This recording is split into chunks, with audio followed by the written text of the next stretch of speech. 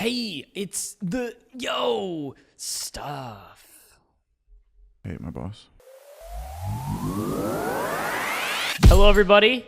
This is Nick Francis, and we are shifting the daily video from snippets of the podcast to Q&A questions around marketing. I want to dial in this podcast and these daily videos and all this content that we're putting out and focus on helping all of my followers grow their businesses using digital marketing. That's, my skill. That's what we do on a daily basis. And so we're going to have guests on from time to time when it makes sense and when anybody would like to be on. But in the meantime, we're going to put out content almost every day around answering your most asked online marketing questions. Some of these will come from my kind of followers or people that email or message me.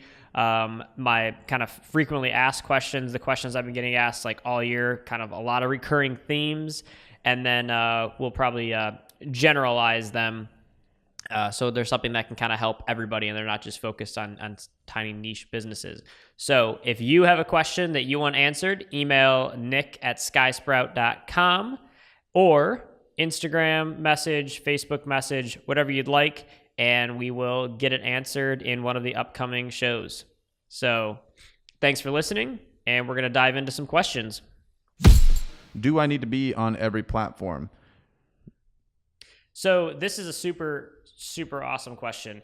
I think this is the reason that people tell me the excuse for not starting social media is it feels overwhelming.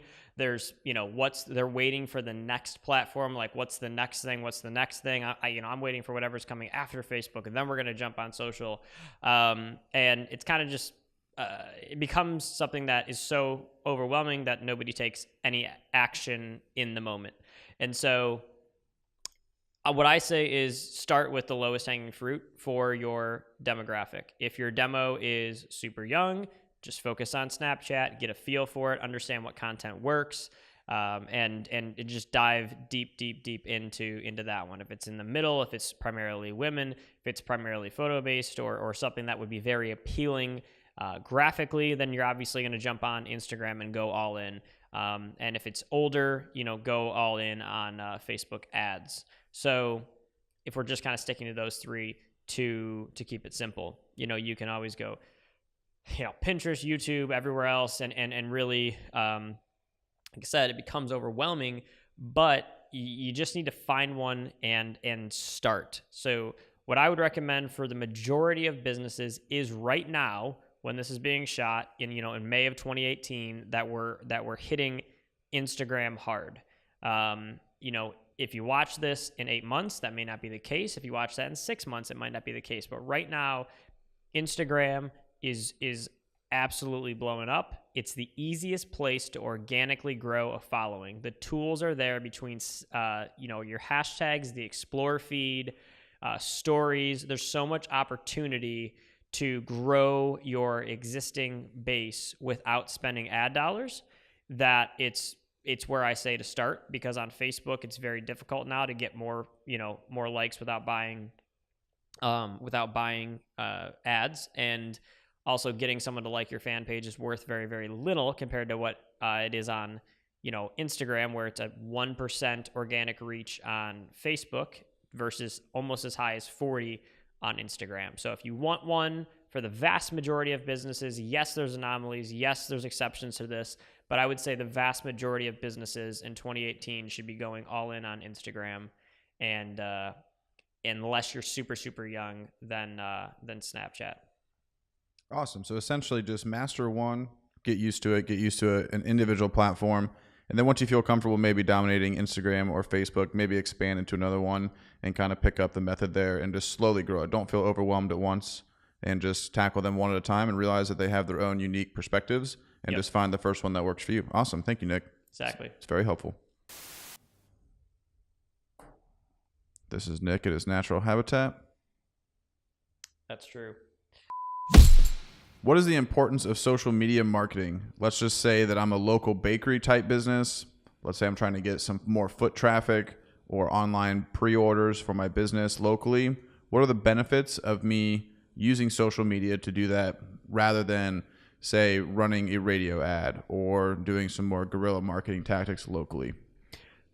So the question is essentially, what is the advantage to using digital marketing for a very small local business versus the traditional means?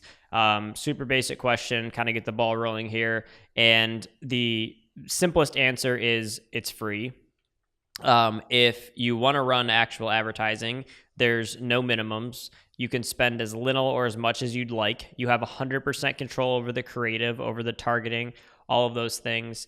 And that is really the competitive advantage for a small niche business. They can put out as much content as they want. They don't need to get featured on the local news or buy a radio ad or put up a billboard, any of that. They can just simply start posting content using hashtags on Instagram around their niche business and get rolling. And so I'd say the biggest advantage for social over traditional on a very small local business is the ability to simply start running ads at $5, $10 a day, start and stop whenever you'd want, try different things, experiment. It's a lot better than having to go all in on a $2,000 a month radio, $8,000 billboard. You can try lots of things. With that being said, I'm a big advocate for not dipping your toe too little in the water, or just kind of that fine line between $3, $4, $5 a day on Boost, and I'm actually designing a piece of creative, taking time to think about it, and I'm spending $50, $100 on it. Just being very realistic about the type of advertising that you're running, even if you're small and you don't have a big budget. If you're going to spend ad dollars on Facebook, spend actually kind of get a reasonable budget. Don't go too small, or you're not going to see any results at all. Now, let's just say I'm not a small business, but what if I'm a medium-sized business? I've got 20 to 30 employees. Is it more affordable to advertise online? Is there any other reason that I would want to do it? Maybe if I weren't just a small business, because maybe some of the people at home who are listening or watching this right now don't necessarily have a super small business, but they could still benefit from Facebook. Do you have any insight on that? Yeah. So let's say you're $0 to $2 million a year revenue is the first answer. That is the ability to scale your budgeting. 2 million to, say, call it 50 million or 40 million, somewhere in that range, where you're still considered a small and medium business under 50 employees. You have a marketing budget set aside, whether it's 100 or a couple $100,000 for it. The math is just simple. The CPM on Facebook, on Snapchat, is the lowest of any medium, without going into kind of what we call the junk banner ads on junk sites and kind of that those free impressions your local news station might give you on their local website. Without getting into the junk or the trash, you are just simply going to have your dollar go furthest on Facebook, Instagram, and Snapchat. It's not an opinion. It's not anything more than the simple math behind the fact that an average Facebook ad CPM is going to be in the $5 range on Facebook, somewhere in there. And Snapchat's going to be 2 to 3, maybe 4 if you're going super targeted. And Instagram falls, depending on which placement you use, very similar to Facebook. And you start looking at, the CPMs on billboards, they get competitive, but you're not guaranteeing any impressions. You're not guaranteeing people see that. So it's very easy to get caught up in but 100,000 cars a month drive past this billboard. Yes, but you can't guarantee that. You can't guarantee that 100,000 people are going to look and have time to absorb the message, where the measuring metrics on Facebook vastly outperform any traditional means. So it's not necessarily I like one more than the other. That's been vastly kind of misunderstood. It's just that if you only have a set amount of budget, why spend $5 per 1,000 people and 20 on, say, radio, when you could just spend all of it on the cheaper mediums between the kind of the 3 big power players right now. So just simply cost, effectiveness, And between those three outlets, the demographics are super widespread. Facebook is, 35 plus, Instagram's in the middle, and Snapchat's in the 12 to 20 range. So between all three of those, you can hit all of the major demographics, and you're going to get a much lower CPM, cost per 1,000 people, than any other platform. Why hire a marketing company versus having someone at the office or a friend do it for me? So the direct answer to this, believe it or not, owning a marketing agency, is you should have somebody in-house. The vast majority of businesses that are large enough should hire a talented in-house person to handle all of their digital marketing. Like, if you can afford to hire someone, not your cousin or your nephew, or have your receptionist or somebody that's already doing something else do it. It's not a job share responsibility to pass off, to kind of half-ass. It needs to be a dedicated, super talented, or someone very eager to learn all the nuances of the platform. It needs to be someone very, very talented and excited to learn and keep up with everything. It also should be, if you don't have that budget, then you need to hire an agency or do it yourself. It's only three options. Doing it yourself, plenty of people have done it. If you're considering hiring someone, that probably means you don't have the time to do it yourself. I would argue most business owners, including myself, where I own a marketing agency and I still hired someone in our office to help handle my own personal brand, should say a lot about the importance of finding staff for your own businesses. The advantages to an agency over keeping it in-house are kind of the ability to keep up with kind of current trends and kind of bigger data, and understand trends, not just in your industry, that may be overall general trends, understanding, where we've got access to software and data that an individualized business would not have. And generally that allows us to make better big picture decisions and strategies for a company. Also, the creative production side, investing, it makes sense for us to invest in tons of, production equipment, where it doesn't necessarily make sense all the time for a small to medium sized business to do that. Any big business should 100% be doing this in-house with the help of an agency or a third-party consultant that's like the master of it, kind of backing them and helping lead their team. That's kind of it. Surprisingly enough, I am a huge advocate for you guys taking this in-house when you can, but do not think that this is something that you can pass off to somebody for 10, 12 bucks an hour to just do your social media, and get that thought process out of your head that you're not doing social media, handling social media. It's not something to handle, to check off your to-do list. You set a goal and an intention for what are you doing with your social media accounts? Who are you trying to hit? What are you trying to grow? Like, what is the purpose? Where are you driving people? What kind of content are you producing? Answering all of these questions, creating a plan, and executing on it. You should not feel lost by having someone in your office handle it and you say, she handles it, or he handles it, I don't know anything about it. That doesn't work. Having a team or a person that creates strategy and thought and purpose behind what you guys are doing on social, that in-house, that is the absolute best possibility for your company to succeed on digital. So those are my thoughts, and I hope that helps. Do you think that it is potentially cheaper as well? I mean, if you could hire an agency for $3,000 a month, you're paying $36,000 a year, versus potentially hiring an employee who might need $40,000 to $45,000 a year plus benefits. You have to go through the hiring process, potentially turnover. Could it potentially be cheaper as well? 9 times out of 10, it's cheaper. It doesn't, in those numbers saying, 30 over 40, hiring somebody to handle 100% of your digital and be essentially a chief digital marketing officer, which is what it should really be, is not a $30,000, $40,000, a year employee. This is essentially a CMO level position with a stronger digital background. And so whatever that means in your salary wise in your industry, it's always different, obviously. But it's usually not that black and white. When you factor in the fact that this person literally has to be 100% self-sufficient to handle everything, They can't be project managed because that's not what an agency is. If they can just stand on their own and do everything, then you can compare apples to apples.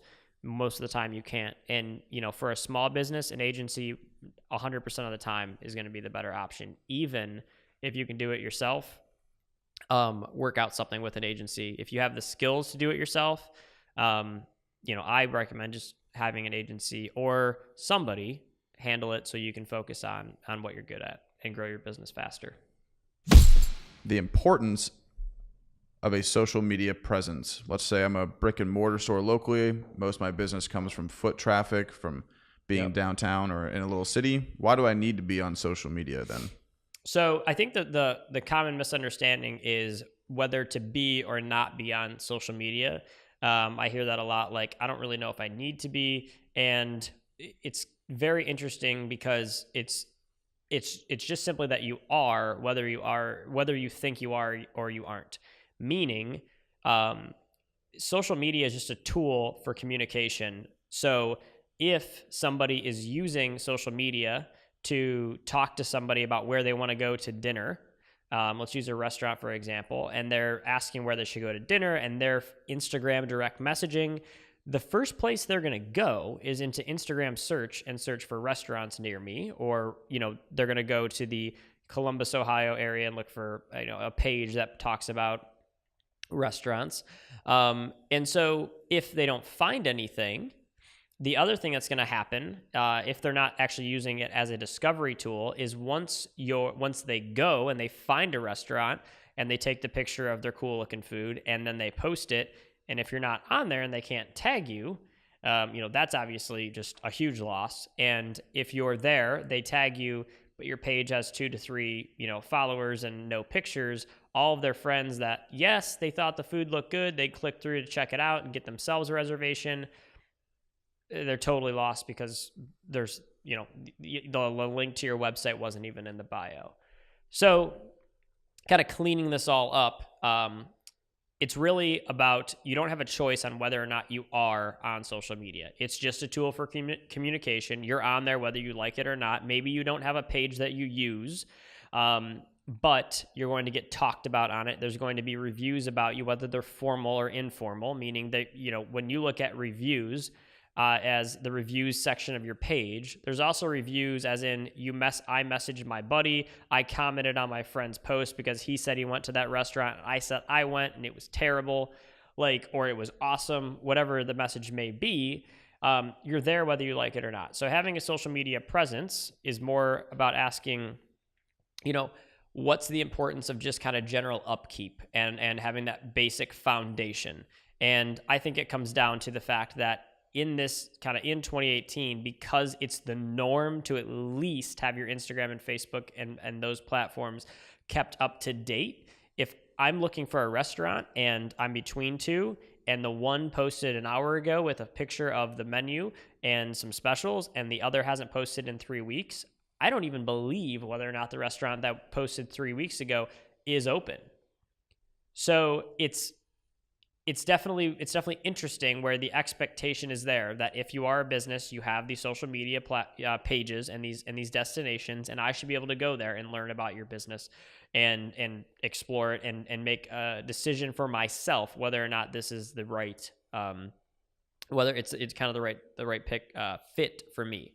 So whether or not you want to have one simply is just how much time you want to invest in it. So it's not necessarily, do you want to be on Facebook? Do you not want to be on Facebook? Somebody's talking about you, whether you like it or not. And so it's extremely important to understand that having a proactive approach, you don't have to invest tons and tons of time to do the bare minimum, but at least do the bare minimum. So you're not losing, for example, if you're getting tons of website traffic and tons of positive reviews on say Yelp and TripAdvisor to your restaurant, and then all of a sudden, you start an Instagram page and then sales just tank. What can happen is you start one, but you don't do anything with it. And so now all of the foodies that were going to your restaurant are going to Instagram, checking it out, and now they're losing 100% trust in your business, no matter how many good reviews there are on Yelp, TripAdvisor, Google, all these other places, because a restaurant that is a fine dining restaurant or a unique restaurant or tourist destination that hasn't even updated their Instagram in a couple weeks, I have a very hard time trusting that business. So it's all about building trust. It's all about, if you're going to do it, do it. And I think overall it's that you're on the platforms whether you like it or not. So take advantage of them and put your best foot forward.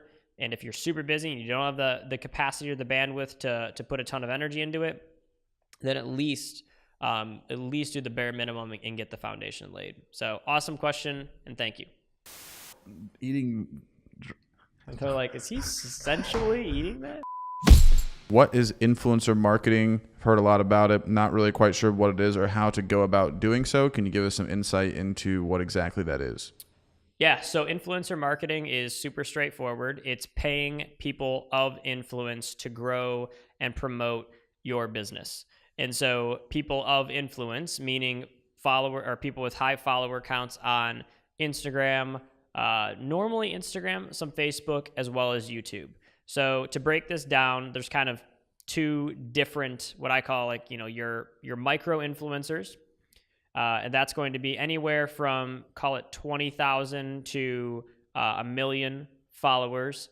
And they're not going to have a personality outside of Instagram or the platform they're on. So this is somebody that's not already a celebrity, that their influence only has brand equity to that specific following. So this is somebody that just knows everybody or is a really good photographer, and so they get tons of likes and comments on all of their posts. It can be anything, but it's somebody that does not already have influence outside of that platform. So it's not a celebrity or somebody that transitioned over to that platform. So those types of people are super, super cheap. And so you can get for a few $100s them to post call it a picture or a Instagram story or one of your videos. They may even come out to your event or your business if you offer them a really, really nice special deal where it's either free or you go above and beyond and throw them and their friends a little party or something. And then they will be on site at your business and then make posts using their own personality for it. So that's a super cheap and effective way to grow your business using social media. It is one of the most cost-effective and most effective possible ways to grow your business right now. We're seeing anywhere from 10 cents to follow backs on the account all the way up to like $2, and that's still super effective because it's a third-party endorsement of your brand on top of a super low CPM, on top of having 100% control over the message. So it's just across the board. Those micro influencers, those 50,000 to a million are pure gold right now for local and medium-sized businesses. In the middle, you're going to have your kind of like your middle of the road. So that's $1 million to 10 million, but they're going to be more effective, a few $1,000s, but they're still not a celebrity. They're not somebody's going to inherently completely trust those pages. They're not going to have a TV show. They're not going to be a musician. It's simply that they just do a much better job of growing their online personality. And then your last kind of tier is going to be your top 1%. If you say the name, everybody's heard of it. Heard of them, your millions of followers on YouTube, your 20 million, 30 million plus on Instagram, you're in the 5 million plus on Facebook. The numbers are vague. You'll get a feel for where those lines are. You can find people in 8 million, 9 million followers on Instagram that will post about your message for $200, $300. There's no brand equity. Not a lot of people consume the content. They're following the pages because they post memes or they post funny stuff, and they just like to see that. So the second you try and sell them something, there's usually no voice behind it. There's no persona. On the other hand, you have 3 million follower pages where if that person tells their 3 million followers to buy something, it sells out in 5 minutes. So understanding it's not all about the follower counts. Definitely not all about the follower count. It's about the quality of the followers. It's about the depth of their audience with them, the depth of that relationship. Are they just following them because they post funny stuff? Or are they following them because they've been following them for the past 5 years and they understand everything about them and they love them? Everything that they do, they click and they like and they engage with, and they've seen them speak, or they're a musician, they've seen them live. If the person really has a passion for that brand identity, that is where the larger business is. The Pepsis, the Cokes are going to pay the Logan Pauls, the top, I'm drawing a blank, but all of those top 1% influencers, substantial dollars to make a post. So that's kind of the basic breakdown of influencer marketing. It's definitely something that small and medium-sized businesses should be using for those micro influencers, the local influencers. So awesome question.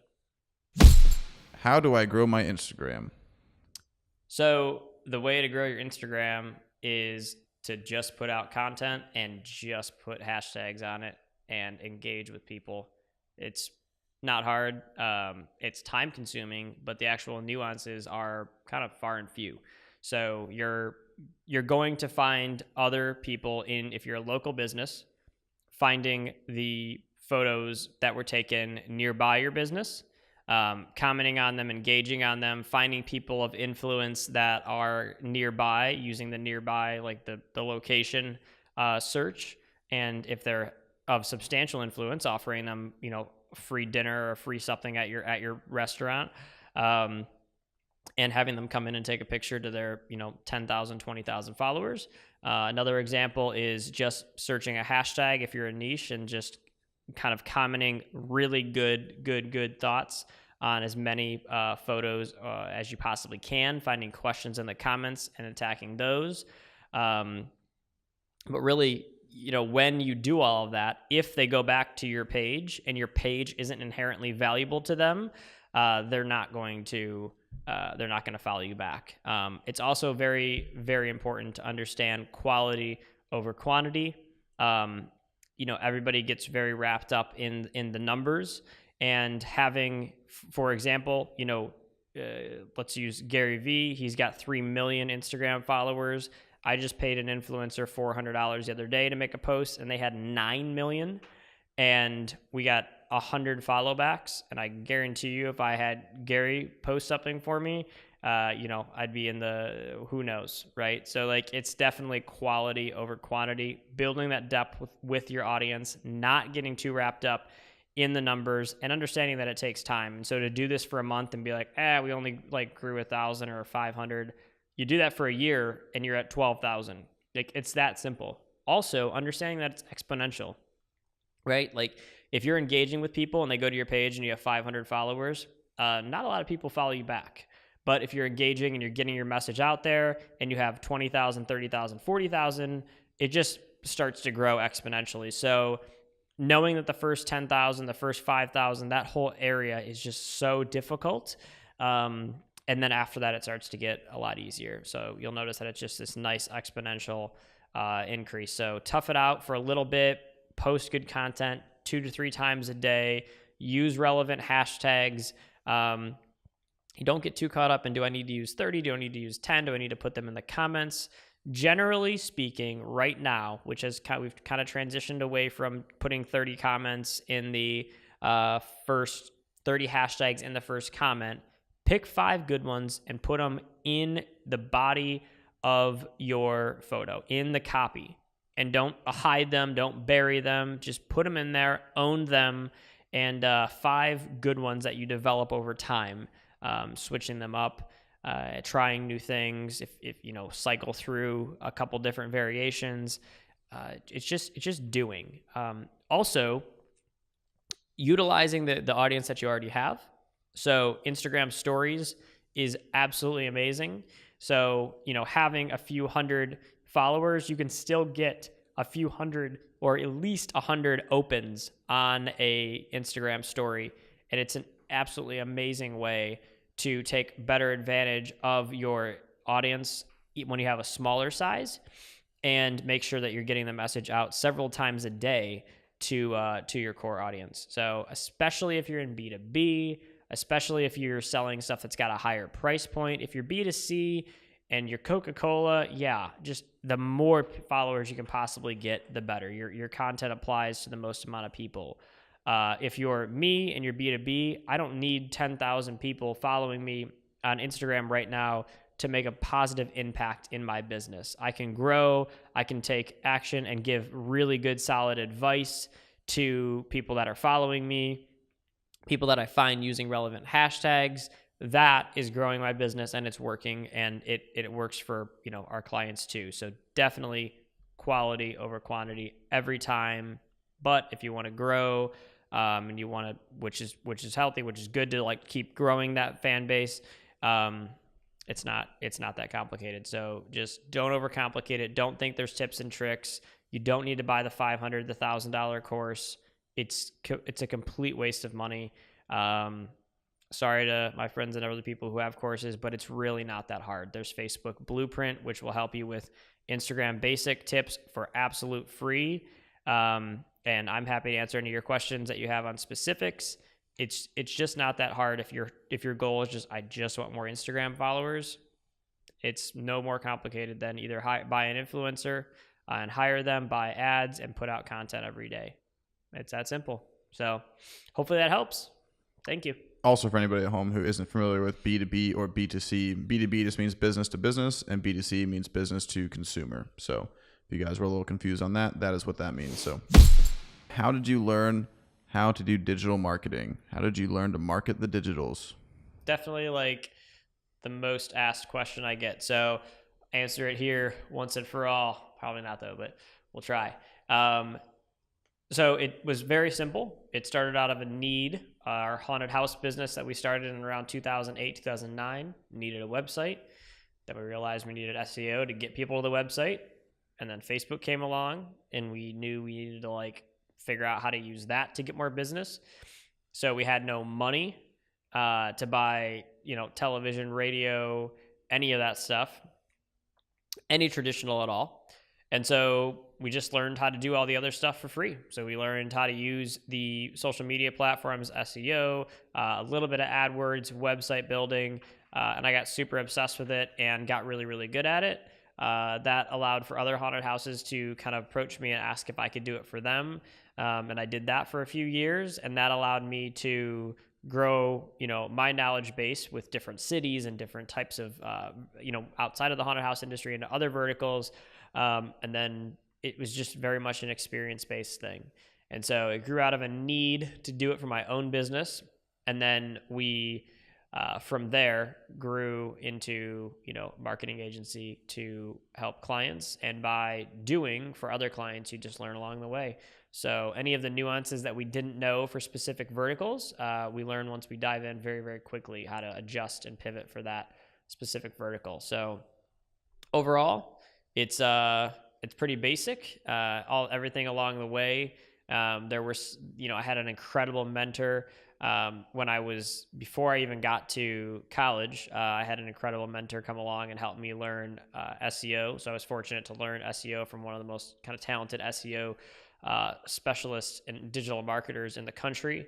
And then into college and high school, we were able to join the Facebook Small Medium Business Council a few years ago, and that opened up possibilities for us to meet other local businesses across the country that were kicking butt, and pick their brain. I worked with 13th Floor Entertainment Group, and we were able to market events all over the country, and we learned from that. So it's just been having these incredible opportunities. Which then put me in a situation where it was like, you either sell tickets, you either grow this business, or, it's on you. So I definitely think having tons of those make or break moments where you had to just figure it out, there was no option. Most of what I did until a couple of years ago was event-based with very high pressure, in my opinion. And kind of very high stakes. And so it was not something where we could kind of just month by month take our time and figure it out and build a website and go shoot your video at some point and, measure 1% growth month over month. All of the things that I've had the opportunity to do are very like high intensity, high pressure, big deadlines. And that essentially demanded extreme results. And so we had to figure out how to provide extreme results, not, gradual branding results over the course of a few years. These were like, we need to sell 1,000 tickets in an hour and figure out a plan to do that. And then we would work and figure it out, and kind of eventually we would arrive and we'd be like, okay, we have something. So it's trial and error, but trial and error at a very like in the moment. We were just working extremely fast. So we really learned a lot. So that's my kind of little mini rant and ramble on it, but it's definitely been an exciting journey, growing these skills and growing an awesome team of people around me that supported that learning. So thank you for the question. Why should companies own up to their reviews and be honest about their mistakes in business? So the question being, how do you own up to a review, or how do you handle a negative review on social media? And there's plenty of ways to that businesses handle that, and it's kind of overthought. It's just as simple as owning the mistake that you made, if you made a mistake, quickly, being sensitive and understanding that people have no attention span at all, and they have no patience, and you can be upset about that and argue with that all day. You just have to own it and realize that, if you don't confront a review within an hour or 2 hours, they're going to post about it on their own Facebook and get all their friends all riled up about it. So what does that mean? It means you turn on notifications for when you get a review, and you address them immediately and in the best possible way that you can to solve the problem. It's really not that hard. That means if you have a customer that clearly has not been to your business, or is just doing it to try and get a refund or rally up, kind of knowing that and addressing that privately through the, message privately, and then responding so that everybody knows you at least tried to mend the problem. The pages with lots of 1-star reviews and not a single reply from the company are what people don't like. If you are making an effort and you're privately messaging everybody to solve the problem, also do it publicly and reply. So in summary, we're handling a bad review by owning our mistakes, fixing them in the most dramatic, impactful way you possibly can. If somebody wants their money back because their food was cold and gross and they give you a 1-star review, give them their money back and give them a coupon to come back. Whatever you want to do, go above and beyond, because it's just worth it. Like, having a couple bad reviews is something that people accept, and that's okay. But when you can fix the majority of them by just giving them what they want, it's really not that hard. And no, by giving somebody their money back on a 1-star review, it has never in the history of reviews ever led to more people asking for their money back because they know that you'll give it to them. People in general are actually good people. So you want to give any examples of that? Like, what would be a good example? Maybe we touch on the way that Elon Musk handled his approach. Yeah, so recently, one of the extreme examples that's off of social media, but like in that realm is what you're referring to with Elon Musk and the car accident, right? And then addressing it immediately. Was it addressed on social? Is that what you're saying? So essentially what happened was a guy got in a car accident. First, he hailed the credibility of the vehicle, saying that anybody else got in a car crash in a different type of vehicle may have not lived. So the safety of the car was addressed first, but then he said that the glass broke from the actual display on the console, making him have cuts on his face and his wrists. And within 15 minutes through social media, Elon Musk had responded saying, "We will immediately work on putting some sort of plastic film either on the inside or the outside of that glass to make sure it never happens again," and immediately thanked the guy for his feedback. Yeah, it's really that simple at scale with companies. When the largest, like a company of that size, can address a concern that quickly, so can the smallest ones. And quite frankly, that's where the small companies can win. I think we've lost track of the fact that social media is an advantage for the smallest companies out there. It's the ability to be the mom and pop shop in a 2018 environment where the large companies have a very hard time keeping up with the negative reviews or the comments, the questions, the concerns. You can, if you try, and you can address them one by one. So handling your social media reviews, being proactive and searching for mentions of your business and addressing them one by one, and actually solving the problem. Even if you're not in the right, unless it's a super extreme example, if the customer is just blatantly wrong, we really have to remember that like the customer's never wrong. Like it's something we all need to like, I see that every business gets to improve on and can improve on that. Okay, yes, like the customer was wrong. This is totally not our fault, but the customer's still not happy. So just fix it. Make the customer happy. Like it's okay to swallow your pride and make that customer happy, because whether or not they're right or wrong, their feelings aren't wrong. And the fact that they feel like upset when they left your restaurant isn't wrong. And the fact that maybe you guys did everything right on your end doesn't make the customer then wrong for feeling like they didn't get 150%. If that customer literally said, you said this is the number one burger I'm ever going to have in Columbus, and I went there and it was not the best burger, but it was awesome and your staff was amazing and everything else was amazing, but I gave you a 1-star review because you said it was going to be the best burger and it wasn't, handle it, own it. That's not a silly review. That is not a silly review. That's an honest review. It's just difficult to accept. And so owning that and moving past it and addressing it with the customer and said, you know what? I promised you the best burger. Who was better? Oh, you like this place better? You know what? Come on back and let's try something different. Here's a coupon. Here's 50% off your meal. Here's a gift card to go to your favorite restaurant. It doesn't matter. It's just breaking that barrier from like them making a review and knowing and never thinking anybody's going to see it to like, hey, I see you. I see your complaint. I see your concern. Let's fix it and get really creative. Like super creative.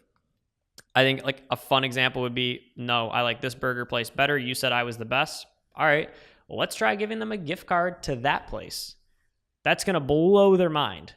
They're going to say, I don't understand. This business is truly just trying to help me. The best part about that is it's all public. So this isn't like you're helping one customer and that cost you $20 for a gift card to their favorite restaurant because they didn't like yours. That's every one of your Facebook followers and future potential customers that go to check your reviews, having their minds blown that you went out of your way to actually put everything aside and just be like, that customer wasn't happy. They don't want to come back to our place. So like, let's help them. So don't get caught up in the nuances of like what I'm saying and like, oh, I don't want to give a gift card to this person. Don't get caught up in it. Listen to the actual message, which is just help and fix the customer, because them being upset, even if you did nothing wrong, is not something to take for granted. Like help them through whatever it is that they're upset about. Yeah, it's basically free advertisement as well. I mean, we wouldn't be sitting here talking about it if Elon hadn't gone out of his way just to make a very simple statement and a simple tweet letting him know that we're going to potentially fix a problem. Went nationwide, thousands of views, something that would potentially cost a company a lot of money to market and get that exposure with. And now you're just taking a simple act of kindness and turning that into some sort of publicity that may potentially get you even more business because people are going to see that. It 100% will get you more business. Like a page with 3 stars and the company addresses every single one with, why is this not a 5? What I don't ever see is somebody giving you a 4-star review and somebody saying, and the business chiming in, caring and saying, why is this not a 5? What could we have done to make this a 5? 4 is great. Thank you for coming. Awesome. Why is it not a 5? They only respond when it's a 1, 2, sometimes a 3, and when it's like super bad. So like I challenge businesses, if you got anything less than a 5-star and a review saying, how could it have been a 5? And even the 5, I'm glad you loved it. What could we have done better? Or, what was your favorite part? Even the 5-star reviews, engaging, thanking people, whatever you can do. But it's about being very, very fast. Yes, it's incredibly frustrating that if you wait 25 minutes to respond to a review, because somebody had a horrible experience or found a bug in their food or some extreme example, and you go and then they go straight to their main Facebook page and post and say like, never eat here again, and they gave you 30 minutes. Yeah, I get it. It's extremely frustrating. One, there's still time to resolve that situation. Two, you have to just understand that it's going to happen.